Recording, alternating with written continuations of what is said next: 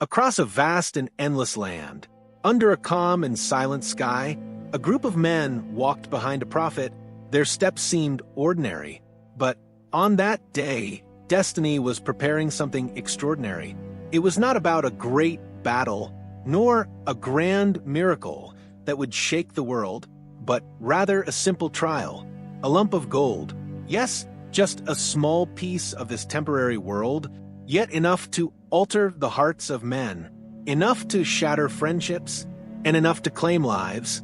This is the story of Prophet Isa alayhissalam, and a trial that exposed just how fragile the human heart truly is when faced with the temptations of this world.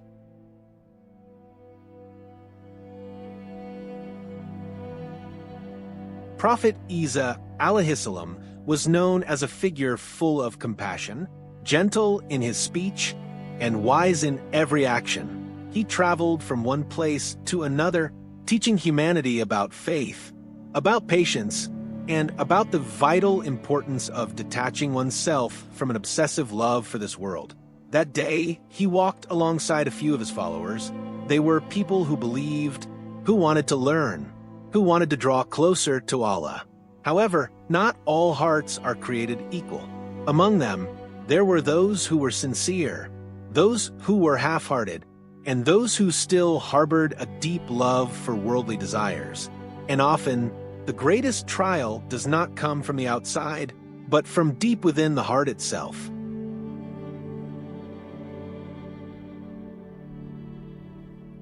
Their journey continued, passing through dry lands and silent barren rocks, until suddenly, one of them spotted something glittering, reflecting the bright sunlight. "Look over there." They drew closer, and right before them lay a large lump of gold, heavy, solid, and beautifully radiant. For a moment, everyone fell silent. No one spoke a word, but inside their hearts, something shifted. Their eyes were no longer the same. Their breath changed, and their minds began to be consumed by something else. One of them muttered softly, "This is a provision from Allah." The others nodded, but at that very moment, the first seed of greed began to take root.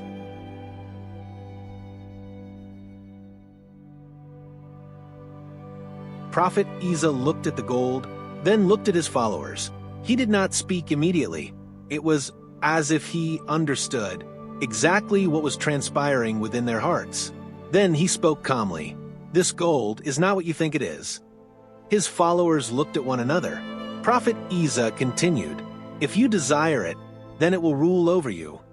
And if you love it, it will destroy you." The atmosphere turned dead silent. Those words were crystal clear, firm, and heavy with meaning. But unfortunately, not every heart was ready to accept the truth. For when the world begins to call, the voice of conscience often fades into a whisper.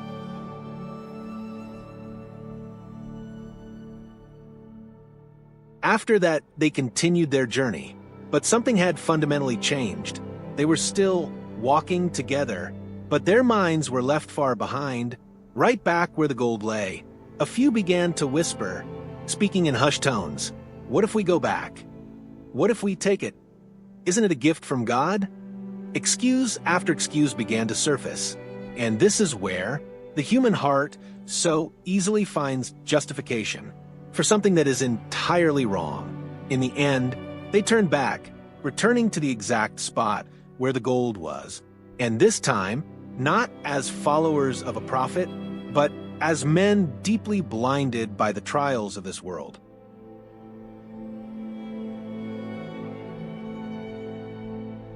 They stood circling the gold.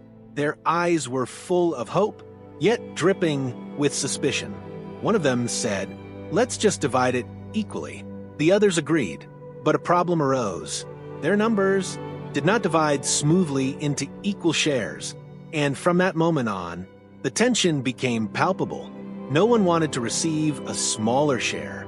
No one wanted to lose out, and without them realizing it, the brotherhood that was once so strong began to crack. In the silence, dark thoughts began to brew, thoughts that were previously unimaginable.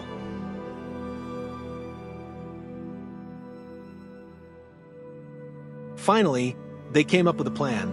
Some of them would go to the nearest town to buy food, while the others stayed behind to guard the gold. However, beneath that simple plan lay a horrific intent. The group that stayed behind thought, if they don't return, then our share will be much bigger.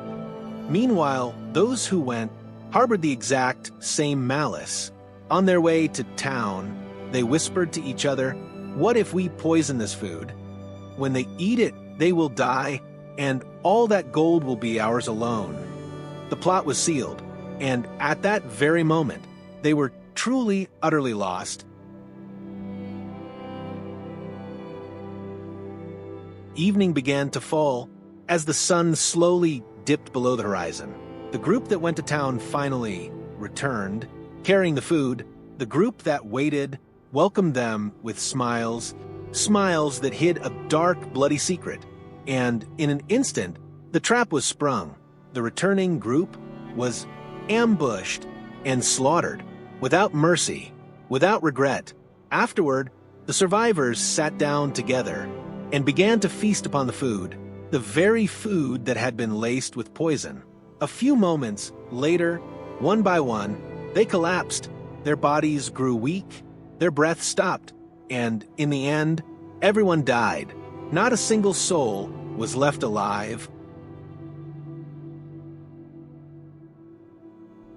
Amidst that chilling silence, the lump of gold remained exactly where it was, motionless, unchanged, not a single fraction diminished.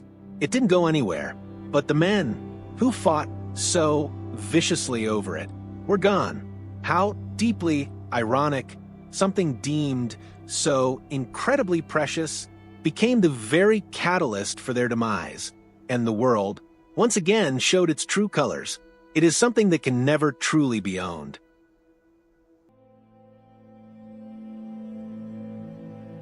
Sometime later, Prophet Isa returned to that very spot. He saw the lifeless bodies scattered across the ground. The very people who once walked beside him, who once listened to his wisdom, now had fallen victim to their own choices. He gazed at the gold, then spoke with profound sorrow. "This is the world. The very thing you chased, the very thing you fought over, until you slaughtered one another. By Allah's permission, Prophet Isa brought them back to life, just for a fleeting moment, so that they could see the ultimate consequence of their actions, and so that those who come after them might learn a lesson."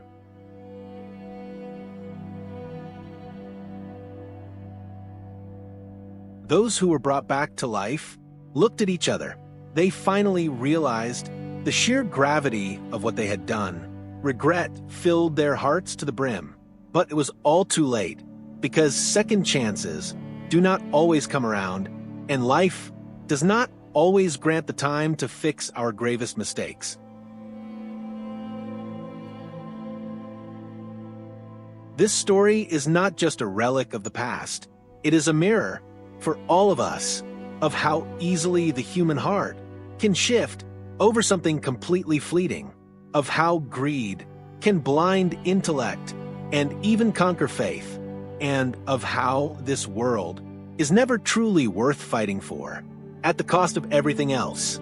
Wealth is not the enemy, but an excessive, consuming love for it that is where the danger lies.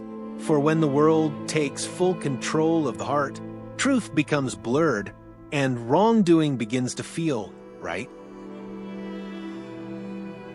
May this story serve as a constant reminder that the most valuable thing is not what we possess, but rather what resides inside our hearts. If the heart is pure, the world will never be able to conquer it. But if the heart is weak, then even a single lump of gold can tear it to pieces. If you found value in this story, please don't forget to share it, because a single story can become a guiding light for many hearts.